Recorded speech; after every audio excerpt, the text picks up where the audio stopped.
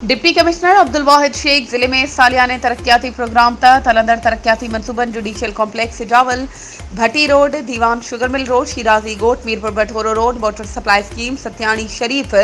Government higher secondary school Mirpur Bathoro Dilshad Zaur water supply scheme Mirpur Bathoro government primary school Abdullah Udejo ऐं ॿियनि मुख़्तलिफ़ तरक्याती मनसूबनि जो ओचितो दौरो करे पेशरफ़्त ऐं मयार जो जाइज़ो वरितो। उन मौक़े ते executive engineer Ghulam Mustafa Memon, executive engineer Faiz Ali Rind, assistant engineer Faisal Qureshi, sub engineer Anees Sial, headmaster Noor Mohammad Khaibar पिण मौजूद हुआ। डिप्टी कमिश्नर अब्दुल वाजिद शेख लाॻापियल ऑफिसरनि खे सख़्ती सां हिदायत कई त हलंदड़ मनसूबनि खे जल्द खां जल्द मुकमल कयो वञे त जीअं अवाम खे वधि खां वधि फ़ाइदो मिली सघे। हुन चयो त कम जे मयार ते को बि समझोतो न कयो वेंदो। उन मौक़े ते